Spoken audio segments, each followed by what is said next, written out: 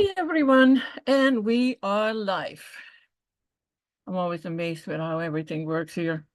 This is Toni Weel. We have with us Sara from Virtuous Unicorns and our favorite guest, Ted Cheatham.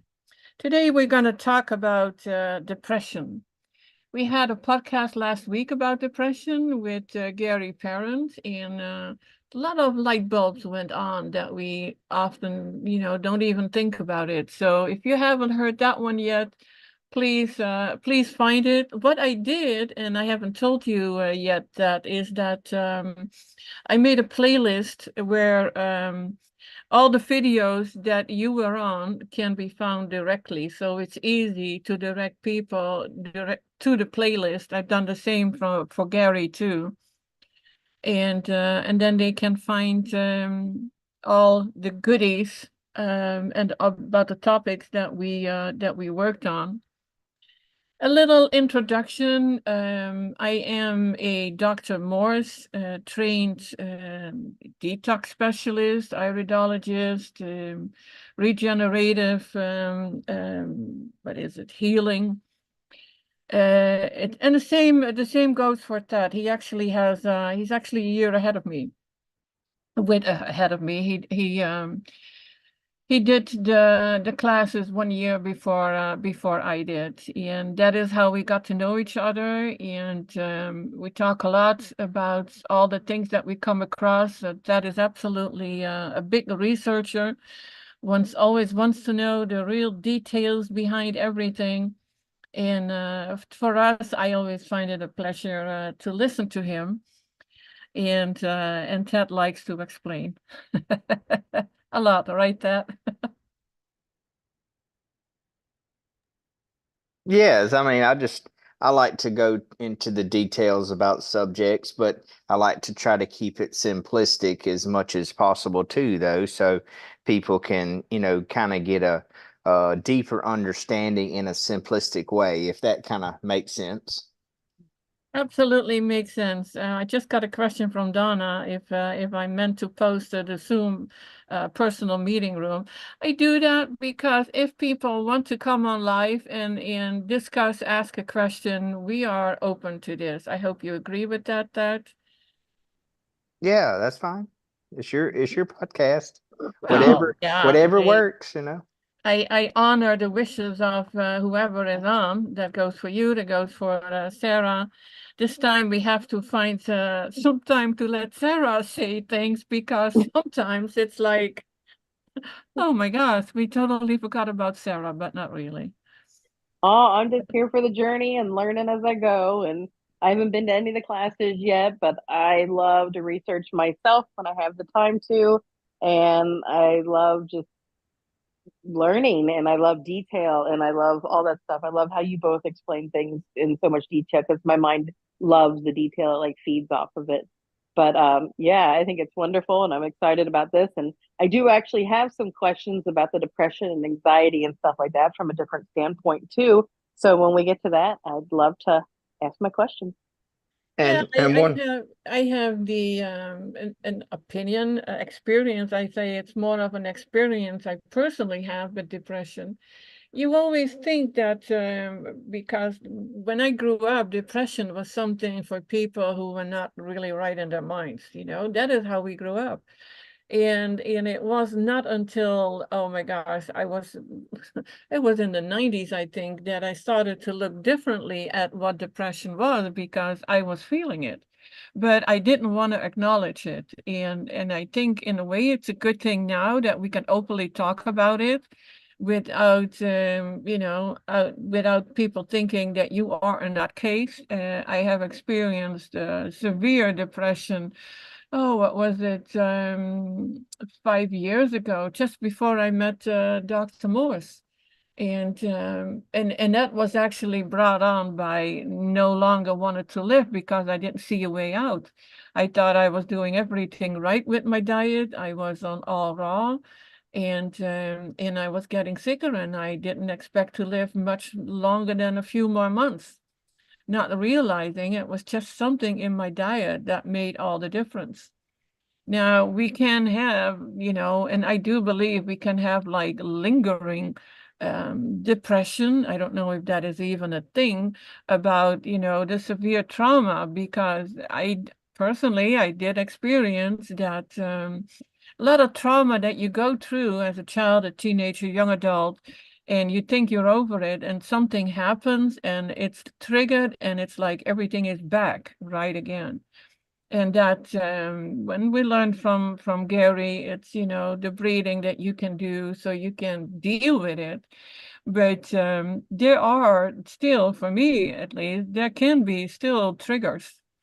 And but I like to hear your view on depression and anxiety. I haven't dealt much with anxiety, only one time, and it was odd. It was definitely a strange experience, and not to be repeated. And I did learn, to breathe through it and set my mind on other things. Put my favorite music on, whatever was needed. So, but that let us know. What's going on? I'm confused. I'm lost. What's going on? Oh, I worded it wrong. It was like you can talk about what you feel about depression, Oh, what okay. your experience, with yourself, with clients. What do you think about it? It's go ahead. Yeah, yeah, I totally get it now what you're asking. Just it's all how we communicate different wordings and different ways of talking. And Yeah, I'm Dutch, so sometimes it's like, oh my gosh, how do I say this? And then it comes out and that didn't sound right. I totally understand. And, we all have, different ways of interpreting Oh. words and their meanings. And it's very ironic, that you worded the question the way you did, because I was just literally looking up to talk about, we have to first look at what's the meaning of the word depression.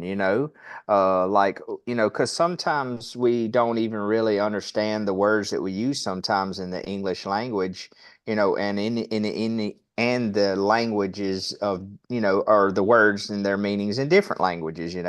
But it says depression, the act of depressing, the condition of being depressed, the condition of feeling sad or despondent, mood disorder characterized usually by anhedonia, extreme sadness, poor concentration, sleep problems, loss of appetite, and feelings of guilt, helplessness, and hopelessness. A lowering of reduction as a reduction of physiological vigor or activity, a depression in respiration, a lowering in amount, degree, or position, depression in stock prices. So there's different ways of talking about the wording and what it means, and kind of what I like to think of depression is really it's just not having the control of our mental faculties in a way that we can understand, uh, the connection between our heart and our amygdala and our brain, the emotional centers of our brain, and how we have to understand that thoughts are energy, words are energy, actions are energy, and though that energy you put out is the energy you get back. And that's universal. There's no disputing that. That's one of those universal laws, just like the law of cause and effect. And that we have to be very aware, hyper aware of the thoughts we create, because the thoughts lead to more thoughts and more thoughts and more thoughts. And as you mentioned, which I figured he did, Gary mentioned how much thinking, especially overthinking, can affect the breathing, and it can cause shallow breathing, and it can make it where it really affects the nervous system. And so, see, that's what starts to happen too, is the nervous system starts to get, affected. And it's very ironic in traditional Chinese medicine. It says that there is a thing called, and I've talked about this many times, is called the root of emotional imbalance according to your organs, and how it says that every organ responds to the energy of a certain emotion, and every disease can stem from an imbalance in an organ or its meridians or energy channels. This is a fundamental idea in Chinese medicine. Many times a physical disorder is linked to a certain organ actually stems from an imbalance in a certain emotion associated with that organ. The reverse could be true. An imbalanced organ can heighten a specific emotion experienced by an individual, so it becomes a vicious cycle. So see, certain organs and glands, and we've talked about this before when we talked about the liver. The liver you can have, let's see, let me scroll down here to it. Yeah, anger and frustration is the emotions that can make the liver and the gallbladder weaker, and then it can also make us feel those emotions when we start to detox these areas, because old stagnant emotions or old stagnant energy that gets trapped in these organs can come out, from the body when you're detoxing. And see, that's what people don't always think about when they're detoxing and that's what also people are not prepared for, because it a lot of times it rocks people to the core of who they are, and it really shocks them, and they're not prepared for it because no one ever talks about it enough to help people to prepare for these things mentally. Is that a lot of people don't understand when you start to detox, you're going to be faced with your darkest fears and emotions and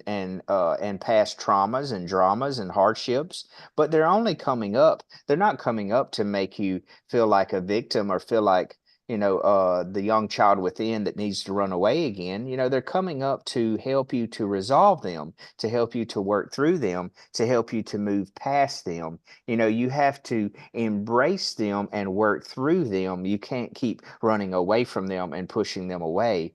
But it depends on how well that person is able to handle that revisiting of those emotions, and how well they're able to handle how they think of those feelings and emotions different than they did, previously. Because if you keep repeating the same patterns, you're going to keep having the same results. So eventually, you have to find a new way of thinking about these things, a new way of handling these things, a new way of approaching these things. And see, that's all about changing the mental faculties as far as the brain plasticity, they call it. It's the way that our trained patterns of thought and how we get in these patterns of thought, and it's hard for us to break those unless we find new ways of looking at things. And I've heard Dr. Morse talk about this for years as well. He's talked about how if we always try to live in the now and be grateful for what we have now, which is today.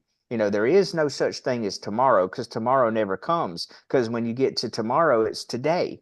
I've seen a funny meme one time somebody had, and it said a bar had a sign on the wall. It said free drinks tomorrow, but tomorrow never comes because it's always today. So it's okay to have goals and visions and dreams about the things that we want to see happen in the future. But a lot of people, they live in fantasy land. They only live in the land of their greatest fantasies. They never live in the land of reality. They never live in the land of bring it back to the now. And so see, a lot of it's just about, understanding how we use the brain again, and understanding that a lot of these patterns and the way we learn how to handle emotions is what happens from when we were young children, and to get to the part of the punchline, what is the emotions that affect, or what are the organs that affect grief and depression, or are affected by grief and depression in the body?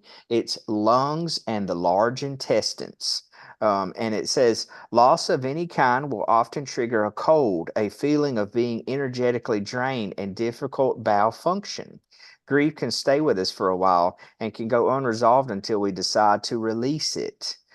When grief is unresolved, it becomes chronic. Depression and inability to let go of things can arise from this lungs chi deficiency.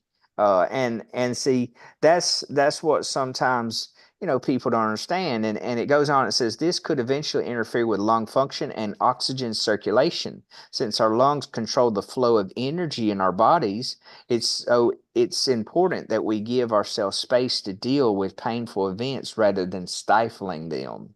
So see, that's a very an amazing thing to bring to people's attention, because think about how many times we have, issues with our intestines from different foods over the years since we were young kids that we've eaten that brings up those feelings, all because it's affecting the nervous system from things we're eating because we're having distress in those areas of our intestines, and you don't have any direct nerve sensations in the intestines. So a lot of times you can't feel the pain in that local area, but that doesn't mean that it's not still affecting your nervous system overall. Because I've talked to so many people over the years with free discovery calls and just different client phone calls, and I was talking to a lady one day, and she said that it's very strange, on days that I feel good, I don't really feel strong symptoms of weakness and weird sensations in my body, but on days when I feel really overwhelmed and stressed and just overthinking and worrying about things, I feel my heart starts to have palpitations, my stomach starts to bother me. I have cramping in my intestines. And I said, that's your nervous system response to how you're thinking and feeling in that moment. And see, we have to create awareness to understand, what our body's signals are giving us to understand how the body's responding to these energetic states. And so see, that's what's going on, that sometimes people, we have so many different symptoms we experience from so many different things in our world. One of the ladies that works for us at the health food store, she's today going and getting a spinal tap because she said she's having some weird zapping feeling in her head, and it just happens randomly. So she's going to get a spinal tap so that they can test her spinal fluid to try to find out what's going on. And I said, I would think it's something to dealing with their nervous system, and so that's what I mean is, and that can be what causes people to have, frustration in life because they don't understand. And sometimes people, they don't have the ability to just trust that we're not supposed to be able to understand everything. We're supposed to sometimes just trust in God or trust in the Creator. That's what I've come to believe, and that's also a whole nother subject that we can get into. That we have to look at also is your beliefs on spiritual, mental, emotional, and also your religious beliefs and just different things that we believe in. Because that does have a big difference to do with it all too. Do you trust in God and trust in God's divine plan for the world and for existence? Or do you even believe there's a supreme power out there in the world? There's just so many different ways to look at things, and we can respect everyone's decisions and thoughts about things, but we also have to look at that sometimes that's what makes it harder for people to self-regulate their emotions and feelings and the way they think about life. And I think what happens is that depression is a chronic overuse of the mind and the way we handle, the way we think and feel about life. And it's like where anxiety and stress gets to the level of being really, really chronic. And then somebody has something major happens in their life that really knocks them off tilter or kilter, and then they don't know how to respond to it. And then they just go into this state of feeling like the victim. And then they go into the state of not being able to let go of what happened to them and feeling like, I can't forgive myself or I can't forgive others, and when sometimes we have to just find a way to let it go and remember that the past is not alive anymore. We need to let it go, and that's hard sometimes because even, myself, I've even had challenges with being able to let go of being attached to things that I love, like animals, like even thinking about, my parents are getting older and thinking about one day of having to lose them. It brings great sadness to my mind, but at the same time, it just wakes me up and makes me realize I need to enjoy and treasure every moment I have left with those people and treasure every experience that you have left on this planet, not only in your own life, but with other people and other interactions, especially with those that you really treasure and appreciate. But see, it's all about how you view these different different kinds of information that comes into the brain, because there's so many different ways of looking at it, so that's what I'm trying to explain to people from the sea, is that you have to have the ability to self-reflect. You have to have the ability to contemplate in a healthy manner on your life. You have to have the ability to have empathy, compassion, sympathy, understanding, to be able to healthy or help to handle and process your emotions and your feelings in a healthy manner. And so, see, that's what we have that's going on in this world that's playing out so much, is we have a mental illness crisis going on in the world, and it's really coming to a head. And we can see that by how people are acting in the world. They're acting so either extremely narcissistic and psychopathic, which is most all of your major political people and those people of power, and they're just on their ego trips and narcissistic psychological manipulation games that they play, and that's what we see play out. And then you have your people that are really empathic and loving and caring, and there's two different types. Again, there's your givers and your takers. There's those that give so freely and willingly, but they don't understand also how to set boundaries and healthy boundaries for themselves and how they interact with people.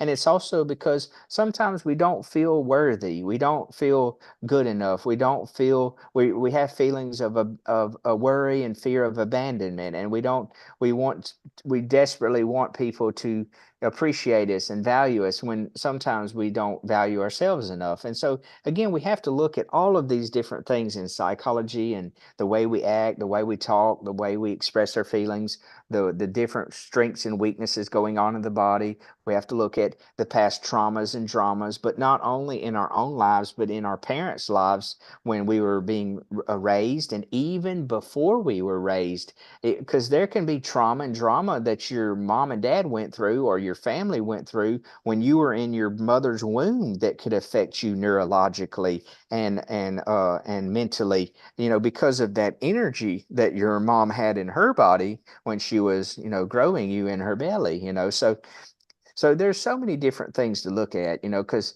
just to give one more example, and then we'll move on. And then if Sarah wanted to ask any questions, or you guys want to add to the conversation, you can too. Is that I had a lady one time that I was helping. She had extreme nervous system dysregulation, to the point where she was having tingling sensations running down her arms and her nerves. And I was helping her go through the whole detox process and everything. And she said that I think I've figured out what it is that I think it's from the relationship that I've had with my mother and her family, her side of her family, because she said her mother and her mother's children, I mean, not children, brothers and sisters, had been severely abused by their father, which is her grandfather.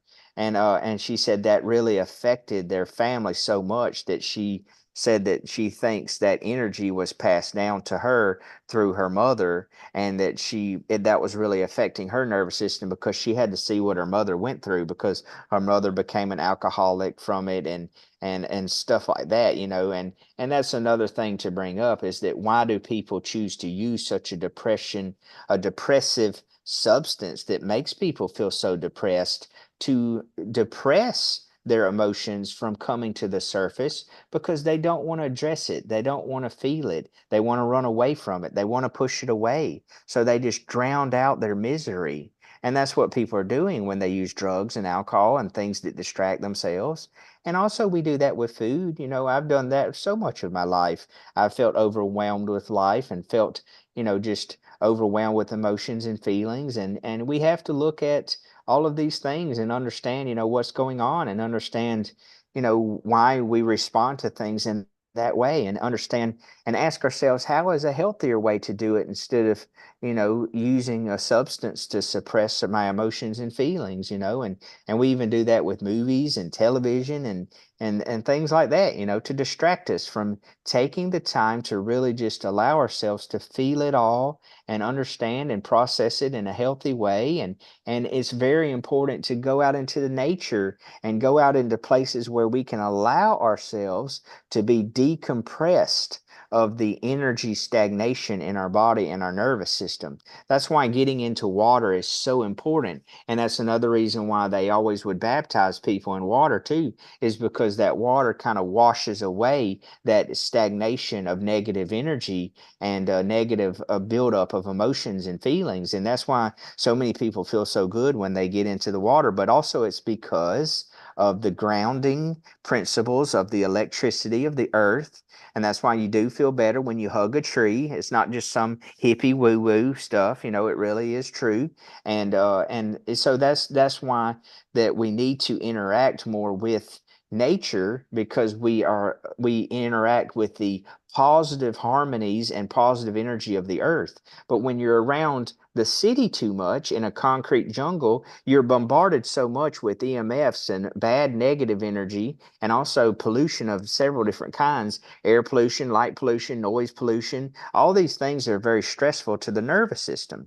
And so, see, that's again another reason why sometimes people have such a lack of being able to self-regulate their nervous system, is because they just don't have enough interaction with nature, and being able to breathe fresh air and being able to get enough sunshine. We stay inside too much, and people are afraid of the sun sometimes, and then their bodies aren't conditioned to handle the sun because their skin's too acidic from all the foods they're eating and all the heated and cooked oils that are going through their skin, making their skin oily and greasy and making them have different skin conditions like psoriasis, dermatitis, and eczema, and all those things, which the sun does help that some, but you can't get too much sun because you have so much high congestion of acids flowing through the skin. So see, and then that's what makes people blame the sun when it's not the sun so much. It's a combination of your body's not used to the sun, but also you're not eating enough antioxidants and enough healthy foods so that your skin can detox and be able to handle the sun in a healthy way. So it just makes people end up feeling really overwhelmed and so frustrated with life because they don't understand enough. They don't have a deep enough awareness and understanding on what's going on and why they feel the way they do. But yeah, I think that's enough for my little intro. I apologize if I was a little long-winded. It's just it really is a deep and powerful subject, and I really love talking about these issues with people. But you guys go ahead and talk again, and if you had some questions, Sarah, I guess ask whenever y'all want to. Yeah. I was going to say too, when you were talking about the sun, is that I have been in the sun this year with like mowing and stuff like that. But from where I had on flip-flops last year, like I've only had boots on or shoes on so far this year because we're, getting through the tall grasses and stuff. I have tan lines without even exposing my legs or feet yet to the sun this year. And I think it's because I don't wear sunglasses. Now, this is just me thinking. I don't wear sunglasses, so the light coming into my eyes is then telling my body we are in the sun. Let's start preparing our body for the sun. And I don't burn. I don't I just turn kind of golden color. And so I think that's very interesting. Like when you said that too, like sometimes your body's not prepared for it, but I eat tons of fruit and oranges and all kinds of melons and stuff like that all the time. So I think that has prepared my body to be ready for the sun, almost like a tomato, how they have the, oh, it just slipped my mind what it's called. Lycopene. Where, yeah, there it is. So like maybe I have lycopene or something that's coming to the surface to protect it, but it's probably more like melamine or melamine, something like that. Not melamine, that's her plate. But anyway, and No, you're walking talking in the about you're forest. talking about right thing. Melanin. Yeah, Yeah, it's the pigment in our skin, and yeah, there's so many different plants we can eat that helps with that too. And one thing that's really good, I know we don't talk a lot about this in our communities, but Dr. Morse does have. Well, he used to have in some of his formulas, he used to have some mushrooms in there, some additional mushrooms, but that was only, I think, in a couple of his formulas, like immune formulas or something like that. But I was going to yeah, say there's this one really special, it's not really a mushroom, it's kind of like a growth that grows on certain Siberia trees. It's called chaga, And chaga is so dark black that it's been shown to help not only DNA repair, but it's also been shown to help improve the melanin levels of your skin. And it even helps people with especially melanated people or African or black people. Hmm. They when they get it's not called, what's the name of it? It's not I think it's vitiligo, I think it is. Yes. It's where Yeah. they start getting The, white patches, yes. and it's Yep. actually been shown to help to bring back the color in those white patches of their skin. They've actually done Wow. studies on it to show that it can help restore that pigment in their that's missing in their skin. And so there's Wow. different, of course, beautiful herbs and different things that we can use that can help with that. It's just, and there's also, I think, some different cultures and different races of people, of course, they have less or more, because that's really what it comes down to, is that we're all just really. I even heard someone say this the other day. We are all really just what do you call it? We're really all just brown people in general. We just have different levels of melanin. Some of us have real light melanin, and we look white, but we're not as white as white. Like like even us Caucasian people, like what you're talking about, Sarah, and not me too. I'm more of like a tan color, like an olive color, not really white like the color white like we see on our walls. I mean, that's what the people were talking about in the video. They were saying when people think of white, we think of the white that we paint our walls, or the white of a piece of paper. You don't, unless the person is severely depleted in melanin, they don't ever become really that white usually. I mean, I have seen some people that way from time to time, but those are people that don't get hardly any sun at all. And you can tell they're like vampires. They stay inside too much. But Yep. but That's what it used to look like, but going out in the sun and stuff like that, but just not wearing the sunglasses though has helped so yeah, much with that. But yeah, been hugging trees, and anytime like there's anxiety or depression or something, I mean, I swear by, if you can go barefoot, go barefoot out into your lawn. Hopefully it's not treated or chemically treated. And trees, like especially you can find a group of older trees, like it really helps. And if you feel weird hugging the tree at first, just go sit at the base of them that's and right. just That's kind of right. talk out loud, and or even mentally talk. Like I think that, trees can tap into our telepathy and stuff like that. Oh, And most certainly. inhale the wind and do your belly breathing there and stuff like that. And it just That's right. mainly looks like you're just taking a break under a tree. That's right. It's so important for that kind of stuff. But some of my questions do stem from people that have high functioning depression. Well, Those are kind of, I was going to say, go before ahead. you go into those questions, I wanted to just mention one thing else before I forget it. That's very important, is also humming or singing, Oh, because yeah. the Hmm. vibrations, they stimulate the vagus nerve running down both sides of your brain going through your neck. And that's another thing that we have to look at too, is vagus nerve regulation, which is tied in, of course, with your nervous system.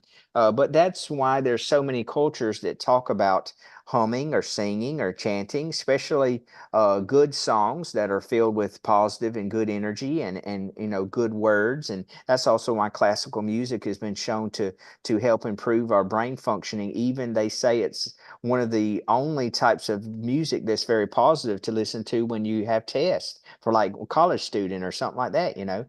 Because so much of those frequencies of energy from the vibrations from the music, I mean, from the instruments, are such a positive energy. But there is certain types of musical course that is very negative and very bad for our bodies, too. And it was a lot of those Hmm. musics were designed that way to affect us in that negative way.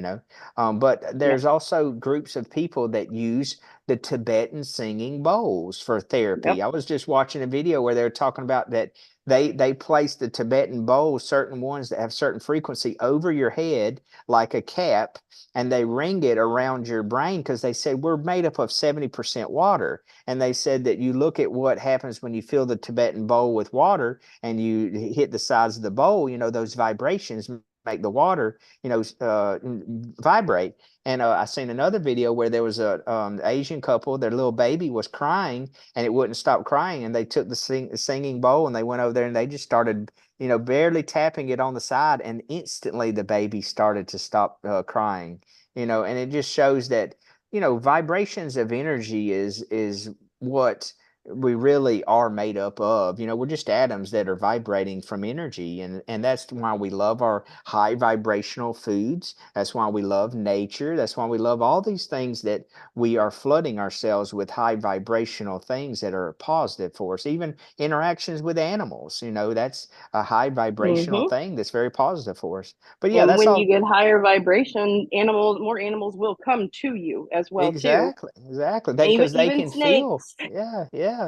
Because they can So because they can beware. feel your energy, and they can feel if Yes. it's good energy or bad energy. And when it's good energy, they can want to be in your presence because you have an energy exchange. That's what some of Hmm. the earliest research is about, even dogs, is they say that that's one reason why the dog became domesticated with us, is because we have a strong energetic exchange, and that they get a lot from being around our presence, and we get a lot from being around them. But yeah, go Yep. ahead with your questions. That's just And what I wanted to add horses, in there. yeah, And and horses guys, too. can I butt in? Can I butt Yeah, in? go ahead, Sure. Toni. When You you were know. talking about, singing, vibration, and with animals, I have to share this with you guys. Go ahead. Long time ago, I was on a motorcycle trip. I stopped at some small, what is it, a small zoo, and there was this mountain lion, and he was pacing back and forth, over about, oh, maybe 50 yards. And I started to sit in front of the fence and I started talking to him and singing.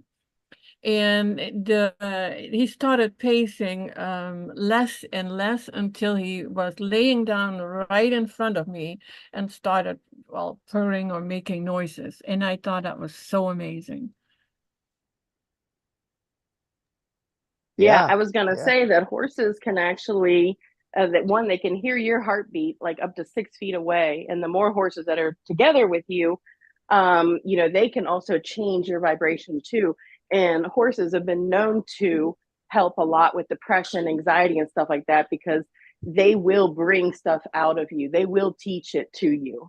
And it's very amazing being around horses. And I know they use a lot of horses in depression care, in like women's things too, but also in veterans, they do that with them as well. Yeah. And there's been lots of healing done through horses too. But so my question was about with high functioning anxiety. That can be very hard for a lot of people to realize that they even have because they function properly.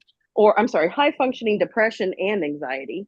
They function properly, but they still just don't feel okay. They still don't feel okay in life and stuff like that. And a lot of people that I do talk with and work with, they are not on the high fruit vibration, but diets. And I do talk with them about that as well too. But a lot of them too, I work with veterans, and so they have PTSD from the war and things like that. And so a lot of them are so afraid to let any of it come back to the surface, Well, if see, anything. stop, And stop right there, Sarah. What did you just say that was the they're key of it afraid to let all? it come. It They're was the afraid to let it fear. come to It's the surface. Yes. fear. It's the fear of if they feel like if they let it come back up, they're going to have to re-experience it, which is very true, but they don't Hmm. realize that's the doorway to having it resolved. And Yes. see, we refuse sometimes the things that are coming up to help us, because Hmm. they're afraid, they have fear. And if they can just let it go and surrender, that's what that article is talking about, and that's what I've heard by very, very many people, is if they can just surrender and let it go, then they'll be able to work through it, but it's the fear. But go ahead, go ahead. Yes. Yeah, and but a lot of them, they have the trauma from. I mean, some of them have trauma way before they even come to the military in the first place, and then they have the trauma from the military, and whether it be just you know the way the military is, they're known for breaking you down and bringing you back up, to the fact the scars of war in general.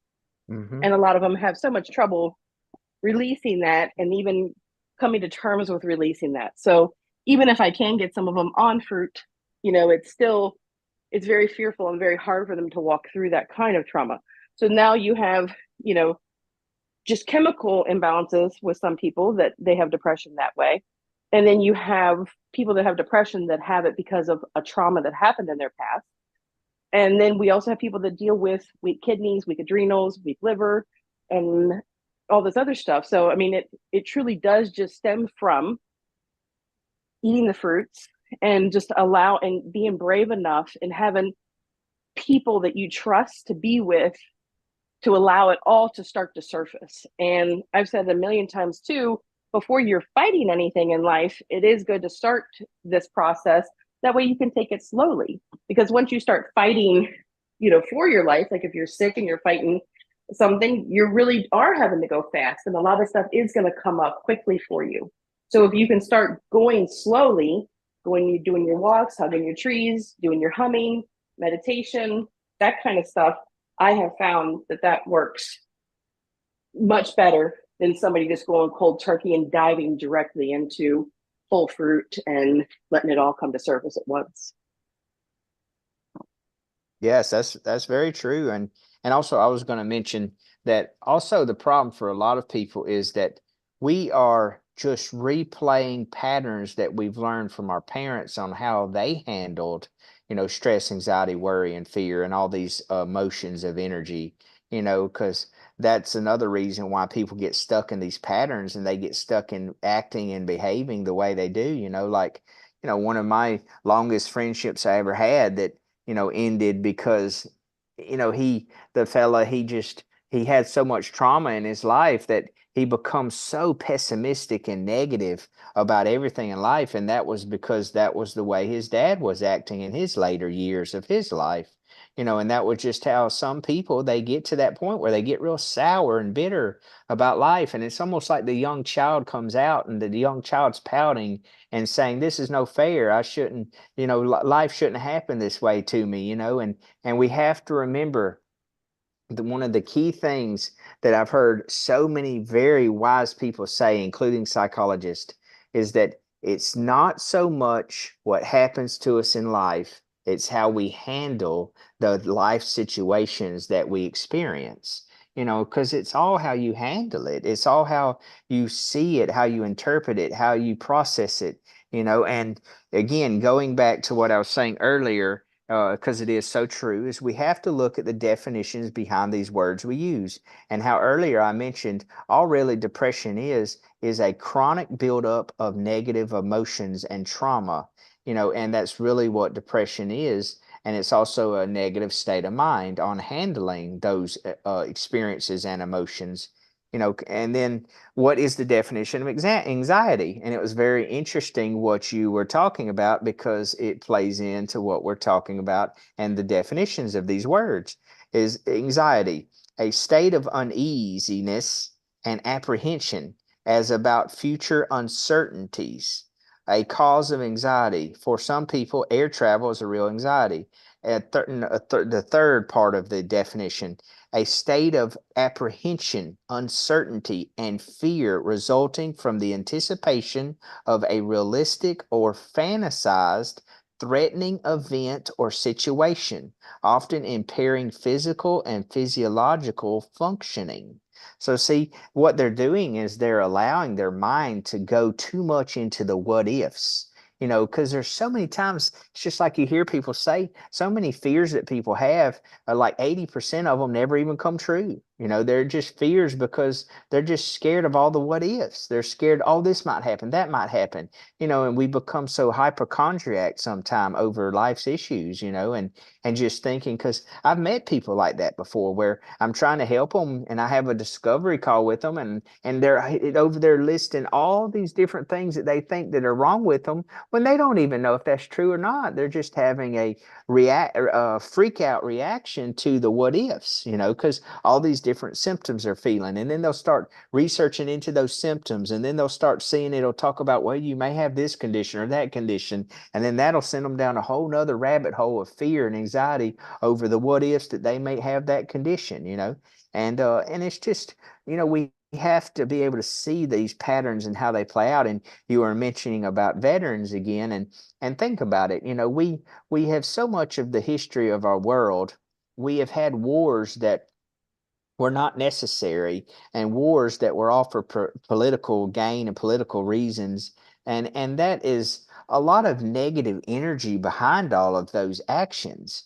And so then that makes people have to be subjected to horrors and atrocities that normal humans should never have to go through, never have to see those images, never have to, imagine that people had to experience things like that. And then they don't realize that, or most people don't realize how much that affects the generations that come after those people that have had to go through and live through those major traumas and hardships and dramas, and I mean, I even remember how much just my grandparents, when they were kids, they went through the Great Depression, and how much that affected the rest of their life and the way they thought and behaved and acted, and it was just because some things are so traumatic to people that they can't get past feeling like that is the way they're supposed to live. They're supposed to live in a way that is a response to that trauma and that hardship. I mean, my grandfather would still collect bent nails and cans and things, and he would straighten those bent nails because that was the patterns of how he lived since he was a young kid by being raised up in that time period, and there are just so many things like that we have to look at. And the more you understand psychology and you can understand and see these patterns and see the way people behave and act, then you have to use logic and you have to say, okay, well, how can I reverse these patterns by developing new ways of thinking, acting, and behaving? And that's the way that you create a new reality that you experience. Because remember, this is a very powerful statement, what I'm about to say, but it's so true. Is your personality is your personal view of reality. And so your personality can change according to how you live, how you think, how you behave, how you act, all of these things, so it's not something set in stone like a lot of people think, because we've been brainwashed into thinking that our genetics are set in stone. And if you listen to Dr. Bruce Lipton, he tells you that genetics change according to the way you live, what you eat, what you drink, your environment, but most certainly your thoughts. That's why that anyone that understands psychology understands that the placebo effect is real and the nocebo effect is real. And for all the listeners that don't understand what the difference is, the placebo is that you believe something so strongly is going to help you that even if it's not really real, like you can bring someone a sugar pill and tell them that this is this miracle medicine that's going to take away your pain. And because the mind is so powerful, they'll take the medicine and temporarily the pain will go away just because the mind thought that the medicine was doing that when really it was just a sugar pill. That's a placebo. But then you can do the same thing over a nocebo, which is you can fear something that's going to hurt you so bad when really it's not hurting you at all. It's just your mind's interpretation over the fear of the what ifs. And do you know that the nocebo can be so bad that you can kill yourself just from the fear of thinking that you're going to die? And that is very true because they've seen that happen in several different weird cases. And I'll give a short example and then I'll let you guys talk again. Because again, I'm trying not to dominate the conversation. It's just when we get in these big conversations, it's a lot to talk about. But there's this man, he got trapped in a refrigerator. He was there to repair it. And I think it was on like a train or some kind of it was definitely a big walk-in freezer. And they brought him there to repair the freezer, and I guess no one else was around him, and he went in the freezer to try to repair it, but the door accidentally closed and locked him in. Well, he started to panic so bad and have so much fear that he was going to freeze to death, and he didn't have anyone that noticed he was locked in the freezer, and so he started panicking that he was going to die, and he started writing on the wall that, I'm getting too cold, I don't know how much longer I'm going to last, and then he ended up dying, of course, and they found him later, and everyone was so puzzled why he died, because when they checked the degrees of the freezer, it was only 56 degrees, and that wasn't cold enough to make someone die, especially in I guess the amount of time. I don't remember how long it had passed before he died, but my point is that they did all these tests to him. He didn't die of a heart attack. He didn't die of anything. The only thing they could come up with is that he died from such extreme fear of thinking that he was freezing to death. That's what happened. And then there was another story of, in the 30s, this man that knew about the power of the mind and the power of thinking and your thoughts, that he went up to a inmate at a prison on death row, and he said, "We have a new way of killing, or taking, ending people's lives. Let me use a better word. Ending people's lives that's not so painful, like the electric chair." And they said, "What we're going to do is we're going to nick a vein on the back of your or as part on your body, and you're going to bleed to death, and then it won't be as painful as electric chair." Well, when they got ready to do the procedure, they did nick him, but they didn't nick him bad enough to bleed to death. And they put a pot of dripping water behind his head where he didn't know the pot was back there. And they turned it on and they let it drip, drip, drip, drip. And he heard it dripping. And he, of course, thought that was his blood. And then when he heard it slow down, he thought his blood was running out. And then when the water stopped dripping, he thought his blood ran out, and he died shortly after that, when it was never his blood at all. It was just the water dripping behind him. And they proved that it was just the thought of the whole experience that contributed to him believing that he was dying. So that's why I just give people an example that a lot of us, we don't know how powerful the mind is. And Sarah, something you said earlier that is so true, that I want people to understand too, because you can look into these different books and these different research these different organizations have done that helps us to better understand the human body. Is that I found someone turned me on to this wonderful, great book and this wonderful, great foundation that's out in California, that have been doing these studies on the human heart for years. And it's called the Heart Math Institute. And the Heart Math Institute, they're amazing. They have proven that the heart is the most powerful part of your body, and it's actually the most powerful, one of the most powerful parts of your body that starts to generate power even before your mind starts to come online. And they said they've gauged the energy of your hearts up to 7 feet away from your body, and that it puts off the energy that you can affect your environment, and it can affect people in the immediate environment either in a positive way or in a negative way, all because of the energy that you're putting out that's coming from your heart. But that energy has a direct connection to the amygdala in your brain, which happens to be right above your master glands, your hypothalamus and your pituitary. And I've read those. The Heart Math Solution is a wonderful book that people should check out, or the Heart Math Method is an audio book that you can listen to too. But the Heart Math Solution and the Heart Math Method, they both talk about how there's a connection that happens so fast, faster than you can even think about it, that goes energetically from your heart to your amygdala. And it's a communication between your heart and your brain, or your amygdala. And that when you feel fright and fear and worry and all those things in your heart, it goes to your brain and affects your nervous system and affects your master glands. And that's another thing that weakens people's master glands and keeps those glands from operating to their full potential.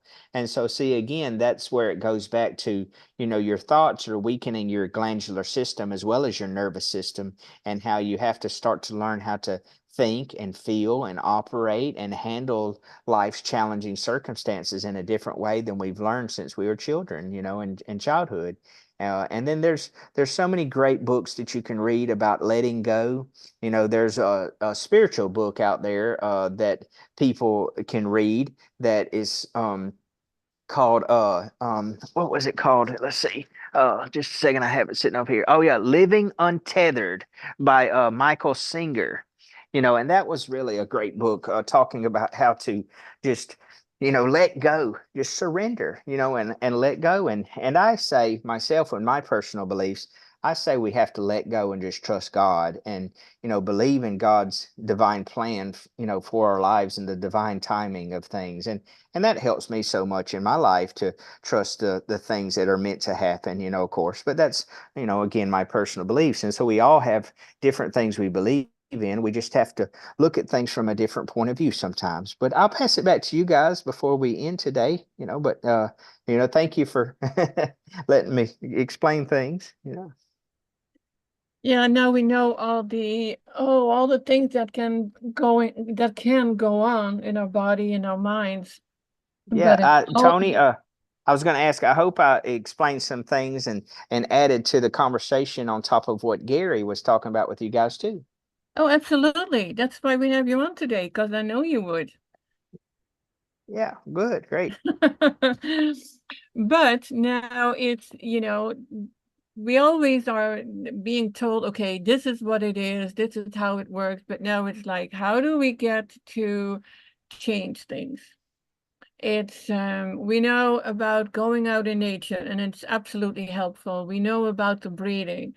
The thing that we haven't touched on, and that's what we're both really about, is our food intake. How does it affect our feelings, our even the depression? Because I have to say, once I followed what Dr. Morse was suggesting, the fruit, berries, and melons, it was like a dark cloud, all over dark cloud was lifted. And that was not over a period of time. That was almost instant. It was in a few days. Yes, I can answer that very clearly. And especially when people stop eating animal products. And it's because of one reason, a very sad thing in our world that is happening, and it's been happening for a long time, is that the Bible even talked about this. It talked about that when you are supposed to end the life of an animal, you're supposed to do it in a compassionate way that is respectful as much as possible. I know a lot of, vegans and certain people would say there is no respectful way, in that subject, but I'm trying to say, the religious people, especially people talking about kosher and all those things, they would talk about that you're again supposed to nick the vein of the animal, where they don't feel it, and then they just bleed out. They don't really know what's happening. It's the same thing as if you ask a hunter that hunts a deer in the woods. If he kills the deer with a bow and arrow before the deer is even realizing what's going on, then the meat doesn't taste gamey. And it's because the animal doesn't have fear that's running through their veins before they die. If you eat that flesh from that animal and he had fear running through his body, producing all those hormones and those that affect, then that's going to affect your body in a very detrimental way. And I know so many people that have told me that they felt so much at peace and they felt so much better when they stopped eating factory farmed animals and animals that had been slaughtered in an unhumane way. Um, and those kinds of foods. I've even heard people talk about this. Even Dan McDonald's talked about this with even just plant-based foods. If your chef is preparing your food and they are mad or upset, that energy is going from their body into your food when he's preparing it because he's handling it. And then that's again why the religious people talk about praying over your food. Because again, you're putting positive energy into the food from your body and your words and your vibration from those words and stuff like that. That's why also they've proven, without a shadow of a doubt, you can take a jar of cooked rice and or 2 jars of cooked rice and put an evil word on one of them and a positive word on the other one, and the evil word jar with the evil word, it will mold twice as fast with black mold than the jar with the positive word. And it's the same thing as how they've done experiments in classrooms to teach kids about bullying and how the detrimental effects psychologically, not just physically, but psychologically to kids about bullying. They took two plants, two exact same type of plants, the exact same size. They started off, and I think the experiment went for like 6 weeks or a couple months. And they told one group of kids, go up to the plant and act like it's your friend and say loving and kind words and motivating and inspiring words to it, just like a friend's supposed to. And they told the other group of kids, go up to it and bully it and act like you're degrading it and being mean to it. And the plant that had been friended was 2 feet taller at the end of the study than the plant that had been bullied. And so that just shows again that everything is just being affected from vibrations of energy, and that's why our foods affect our nervous system vibrationally because of those vibrations of energy, and then the energy that's put into those foods because the way they're taken care of, the way they're raised, the way they're harvested, all of these different things. I mean, I've even been listening to when you garden out in your garden, you can try doing what they call electroculture. It's where you take a stick and you wrap it clockwise with copper wire, and then you put a crystal at the top and you wrap the copper wire around the crystal. That brings the electricity from the environment down into the soil, and it makes the plants grow even stronger and bigger than they would if you didn't do that. On top of good soil and good water and good nutrients for the soil and a good environment. And I've even heard things about when you go out there and sing to the plants or play certain music to the plants, it helps open up their stigmata of the plant and allows the plant to take in more carbon dioxide. I mean, more more carbon dioxide, and to grow bigger. They've done experiments with that where people played classical music to their plants and they grow bigger. And did you know that's actually the reason why the birds, or one of the reasons why the birds chirp a lot in the morning time, and it helps open up the stigmatas of the plants when they get going in the early hours of the day.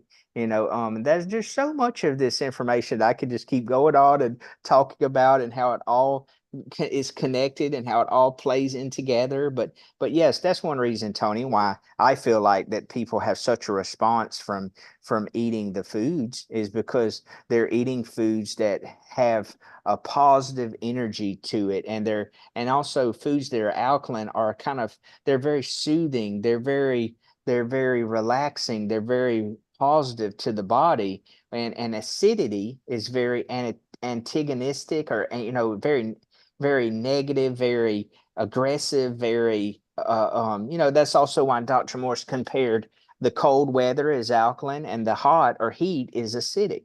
And that's same thing in chemistry. So that's also part of it too. But go ahead. That's just the way I interpret that, what you were saying.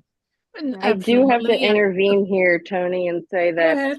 um, there is 100% no humane way to kill something that does not want to die. And I'm very, very strong on this. And I'm very much read the Bible, and I even talk about it on my channel and stuff like that. But there is no humane way to kill anything. So if you are eating death, you are getting death. And I don't care if you like snipered this animal that had no clue it was going to die. You're still eating death, and you're eating something that is decaying, and it is a low vibrational food that will eventually destroy your kidneys. And as we know, everything starts at the kidneys and works its way up. So anytime you're eating any kind of meat, you are destroying your body, whether you think you are or not. And you're committing murder. It doesn't say thou shalt not kill animals or people. It just says thou shalt not kill. That means everything. So do the best you No, can. you meant thou shalt not murder. Yeah. Well, thou shalt not kill. You should not kill at all, like anything. No, So, no, and that no, is no. I was talking murder. about. No, I was talking about that. That's actually a misunderstanding through translation. That the original Yeah. text, the original, very, very original text in the Torah, it said that it was "Thou shalt not murder," not "Thou shalt not kill," because that Well, they that were. is murder still. No, You're no, it's taking a different. I'm life. talking about. I'm talking about even God told them to kill in certain situations, but the murder is when you have the full intention to end someone's life in a bad way. Kill can just be even defense or it's just a difference in the word and the meaning again. But I know what you meant though. Yeah, so definitely, it is an innocent life, and that is murder. They are not I mean, I guess maybe if a bear is attacking you, defend yourself or whatever, but most of us are never in those situations. But just that's what I had to say. There is definitely no humane way to kill something that does not want to die. That was So, exactly what I was going to say, yeah. Sarah. So thank you. And I want to add something to it, which is that when you think that an animal does not know it's going to be killed, it does. Yeah, I saw. There have been all kinds of animals, from chickens to pigs to cows who got out of the truck and escaped and could not be caught. So animals do know, and animals do talk to each other.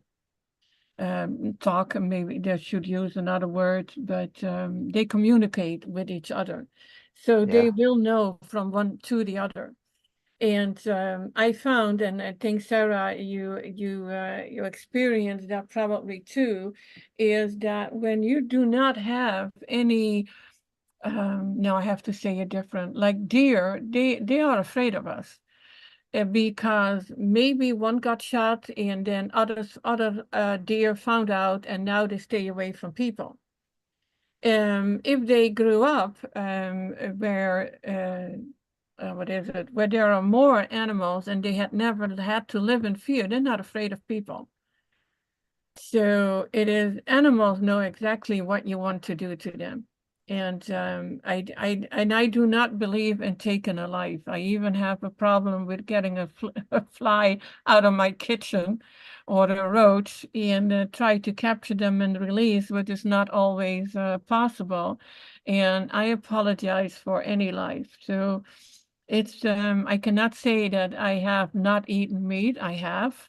But right now, I cannot even stand the smell of it. And that is when you stop eating that stuff, you just cannot. You cannot bear to realize that it was a living, breathing animal that has a family, etc.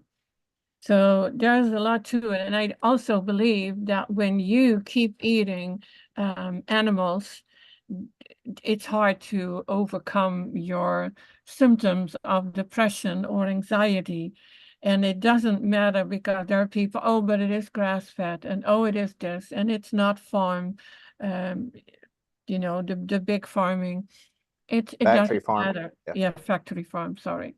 And it is, it's just you cannot take a life for your own consumption.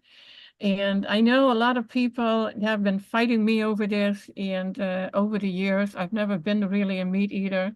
It never sat right with me. And even going back to the 60s, I stopped eating meat and then ate meat again in Dr. Atkins' diet to lose weight. Remember that one? Well, I think he died a pretty early death. Anyway, it is yeah, that this all comes together in changing your diet, and we always, I'm detoxing, guys, so you can hear that. Almost losing my voice. Been on all fruit for a while now and juices. It always comes to the same thing. It is we completely change our lives to overcome all the symptoms that we have. And it doesn't matter how long it takes. Does it take a year? Does it take 5 years? What does it matter if you see and know and trust that you're moving forward with what you're doing and not backward and worry about the next symptom or the so-called disease that shows up? It's moving forward. It may be baby steps. It may be that you cannot do it all at once, but once you start and once you really understand why you're doing it, and that there is no way back, that you cannot go back to all the junk that you have been eating. And I hear people say, "Oh, I've been eating healthy." It's like, okay, what is healthy? Well, I eat whole foods. Okay, what is whole foods? And then they come with all kinds of oils and fats in the diet, and it is considered healthy by many, but they still are sick. They still have the symptoms, and they don't know why. And we are like Dr. Morse, it says, keep it simple: fruit, berries, and melons. Is it easy? No, absolutely not. Changing your life is probably changing it. That lifestyle is probably the most difficult that you will be doing, but you do it for you. You do it to move forward. And it doesn't matter what anybody around you is going to tell you, that you're crazy, or I've heard it all. Even my family disconnected from me. And I hear that often, but I do it for me and I'm happy with it. So that's what I wanted to say. Yeah, and I agree so much with the we need to embrace change. We need to not be afraid of it and not like it and be feel uncomfortable about it, because sometimes we need to feel uncomfortable to step outside of our stagnation that we call comfort, when really, if you're not being challenged in life, then you're not growing. You're not becoming a better version of yourself. Sometimes it takes being in a dark place to be able to appreciate more light and to allow more light to come into your life, and I think that's again why God wanted us to go through trials and tribulations, and those dark periods and dark moments, so that we could have more appreciation and gratitude, and also to trust in his ways and his help, and stuff. And so, that's part of it too, is that people, we resist change. We want to get too comfortable. We want to have it too easy. We don't want to have to, to address the hardest things, in our life, and also, guys, I wanted to just clear the air, is that, of course, I agree 100% with the whole, I believe that we should treat animals only with compassion. It says in the Bible that we have dominion over the animals, and that's not to just treat them however we want to. That's to take care of them in a compassionate way, but what I was just talking about, to clear the air, is that I think that, once God understood that, we were going to have to start eating animal products, I think that's why he told them the best way to go about doing it, because they had to do it, because they didn't have the abundance of all that was after the flood. They didn't have the abundance of all the fresh fruits and vegetables that they had before, and so I think that was one reason why they told them the right way to go about it if they were going to do it. And that's why I only talk about it with people when they choose to want to do it, but I do agree, anytime you take a life that's not good, just because, that wasn't never what is supposed to be intended in the first place, because we are never intended to do that. Our bodies were never designed to do that. That's why God didn't create us to do that. Where our bodies are not anatomically and biologically designed to consume that substance. And so that's why it's unnatural. And so anytime you do anything that's unnatural, of course, you're going to feel a major resistance to that, unless you've been trained to think otherwise, because that's really all that eating animal products is just a learned behavior, just like racism, just like so many things in our world that people believe in. It's just a trained behavior that's not natural, so yes, I agree completely. I'm on the same page, and that's why I didn't mean to offend you guys or offend anybody over just talking about the subject. I just wanted to explain further what I was trying to explain, so I apologize, Sarah, or Tony, if I was pushing anyone's buttons. I'm not trying to. No, no, no, no. You didn't push the button. That was just, it had the personal clarification, Yeah. because I've seen, know, that people, that animals do know when they are going to be killed. That was Yes, most actually certainly. what I wanted to add. I had something else that I was going to respond to. That was the baby crying, and you mentioned like vibrational Tibetan bowls, and I'm like, Yeah. and all I was thinking of the singing that we do to a baby. Yeah. It works every time. Yeah. And it is the sweet sounds of all these children songs that are out, and that is the vibration already. And yeah, I think we got an hour and 17 minutes in for today. And I think if there are not any questions, or if you want to add something, Sarah. Yes, I just was gonna say, yeah, it's personal clarification. I don't ever like to say like, it's your opinion or something like that, because that's like the same as people saying like, well, it's your opinion about health, when we all know what we know to be is the truth, is like what Dr. Morse has taught so far, and the knowledge that we have at this point at our hands. So like when people say like, oh, well, that's your opinion, meat is bad for you, we all know that it is. But yeah, it's a clarification of, like where I stand, and I will not budge from that. But also, I definitely love having you on, Thad. I love all of your perspective and all of your information. So please, like, there was nothing with that. It was just a personal clarification that, that will not come out of my mouth, that it is ever going to be good for you in any way, shape, or form. Yeah. But Well, thank you so much. And yeah, well, go ahead. the reason why I wanted to clarify it too is that I'm trying to like have compassion and understanding for everyone in different situations that they have to be in their lives, and so and of course I don't agree with it at all either, because it's not natural, and that's the reason why we feel such an aversion to it, because you can sit a baby down with all different types of food and they will choose life every time, especially fruits, because the colors, over any other food you set before them, especially a dead, rotting piece of flesh.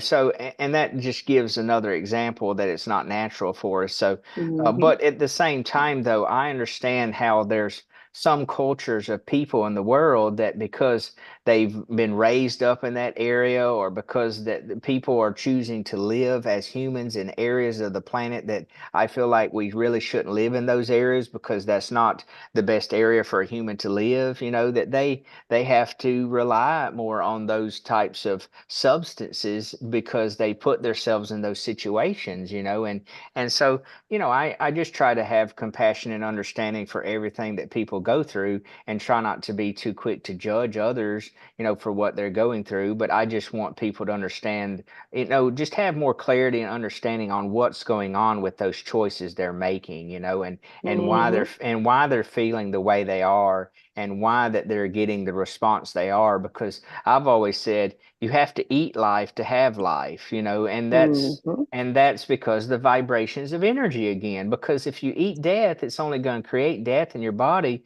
or it's going to suck out the life of your body, and that's what happens, is that when you eat those such low vibrational, such bad things that are dying and rotting and decaying, then that's putting such a burden on your body that it's literally sucking out the life force from your body, So, but see, again, though, we have to have compassion, because those are drugs to most people and they don't even know it, because of the steroids, the adrenaline, the hormones, all of those things. Because, man, I remember I never even knew I had low blood pressure. I never even knew I had such chronic adrenal glands until I got off animal products.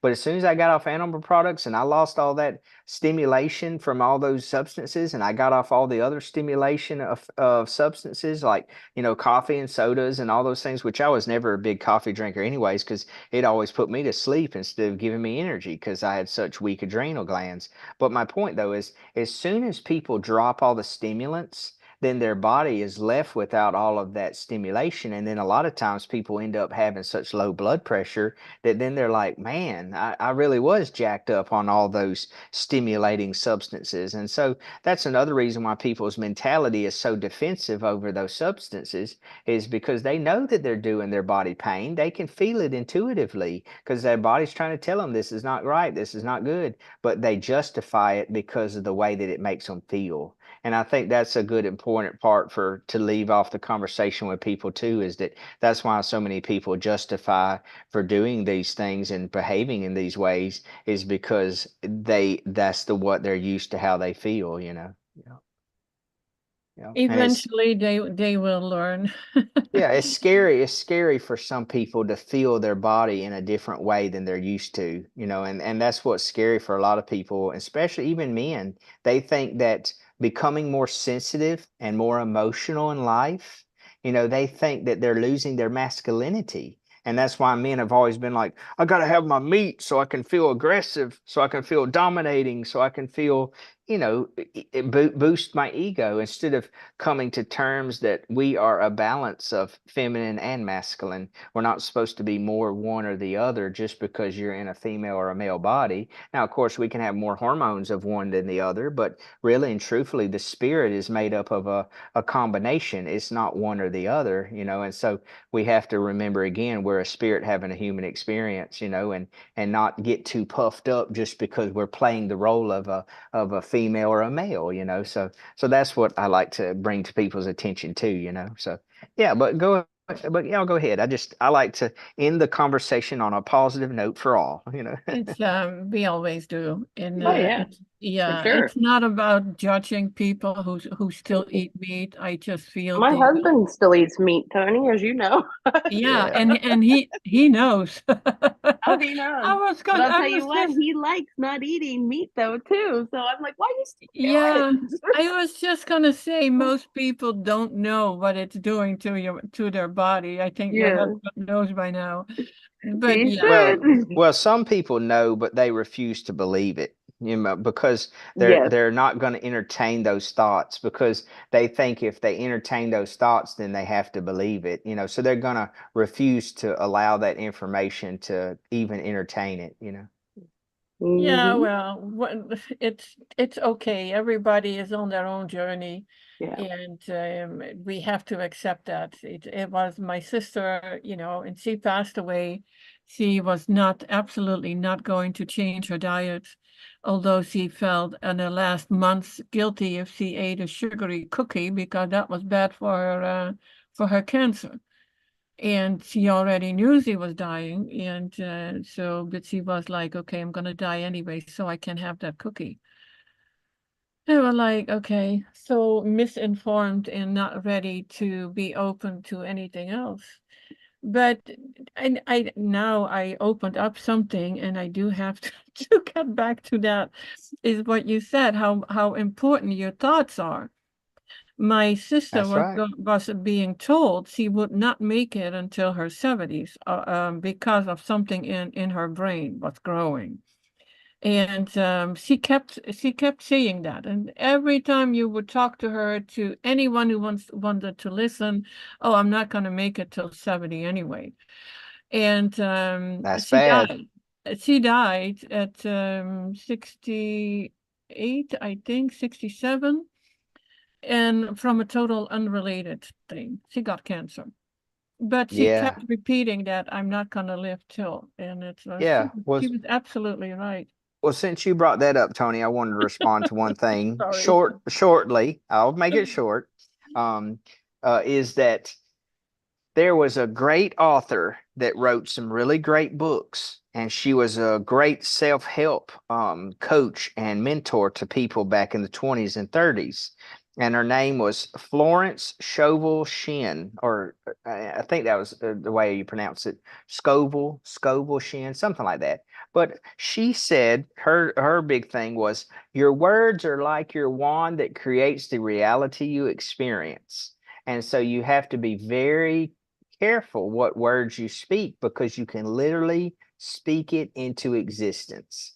Because you are putting that energy out there that's attracting what you're talking about to come to reality, because you're putting too much energy and emphasis on it. And see, that's what the medical association plays into that. They subject their patients to so much fear that, oh, you're going to die in this amount of time, when who is ever, I mean, what human should ever have the right to tell another human something like that when they don't know? They're not God. They don't know. They're not a future, I mean, a future teller or any of those things. They can't predict the future. So how are we ever, as humans, allowed to tell another human when you're possibly going to die, when that's just fear mongering? But they do that to try to get them to take their medicine and their procedures, even though they're going to be very painful and they're going to be suffering, so that they won't fall to the wayside and go to the natural alternative remedies. And that they literally harass the patients and bully them and just really harass them, into wanting to take those treatments. They even tell them, oh, your family's not going to like what you're doing. They're going to be upset. They're going to be mad. And it's just so sad when you're treating another fellow human that way, when it's their body, it's their choice. Let them make up their own mind what they want to do. If they want to do nothing at all, that's their choice. You shouldn't have to tell them, oh, just because you don't want to see them suffer, that they need to do it in the way that you think they need to do it. That's wrong. That is absolutely wrong, because some people, they get to a stage where they're like, oh, I've lived all my life. I don't want to go through all that, so I'm just going to live however long I live, and then when I pass away, I pass away, and that's their right, but that's another thing, the reason why so many people, they get that fear, because there's so many people, they say, that die quicker after they've been diagnosed with cancer or the C word, versus with before, when they didn't even know they had it, and so that it's all because of that mind virus or mind pollution that makes them be filled with fear, and they think that just because they're diagnosed with cancer, that means it's a death sentence. When again, that's just your way of thinking about that situation that's happening in your life. But people need to also understand, and here's a very powerful thing that I will end it with, because this is what it always goes back to in our life. And I know Toni hears this constantly. I hear this constantly. Sarah's probably heard this constantly, is that humans always have a tendency to wait till things get so chronic and get so bad before they want to do anything about it. Don't worry about your cancer and your major illness right when you're having a chronic case of it, right when it's stage 4 and your life is on the line. Do something about preparing your body from handling those things that might happen in the future 10 years before you ever get to that. Because sometimes it's too late to try to handle a situation once it's gotten so chronic and your body's gotten so worn out and tired and so low in its functioning ability, and it's so low in its life force energy. Because the more chronic a situation gets, the harder it is for the body to respond, because your life force has been drained like a battery from your body. And that's what they've also talked about, where you can look at the human body and you can see the level of energy that the body contains. And it's very ironic. They call it angstroms of energy, and you can look at, with Carillion photography, you can look at fruits and vegetables and living things, and you can see how much life force is in them. And it's very ironic. Fruits have 8 to 10,000 angstroms of energy in the raw living form of the fruit. And that our human bodies, when we're in the healthiest we can be, in the most optimal prime state of our human existence, we're 8 to 10,000 angstroms of energy. And a person that has cancer or the C word, they only have less than half, like 4,500. And so see, they're losing their electrical charge. And a lot of it is from the mental, emotional heaviness of living their life with so much baggage, because there's direct correlation of 50% of cancers with major traumas, dramas, and hardships sometime earlier in their life. Because most cancers, it takes 10 to 20 years for the cancer to become really chronic, because it's slow slow growing, slow moving, slow developing. You know, there's not but certain cancers that are really fast and aggressive. You know, a lot of them, they've been growing when you didn't even know it for decades, you know, before it ever got to be life threatening, you know. So that's what I mean. We have to learn how to live life in a way that we can constantly prevent these things from developing in our lives.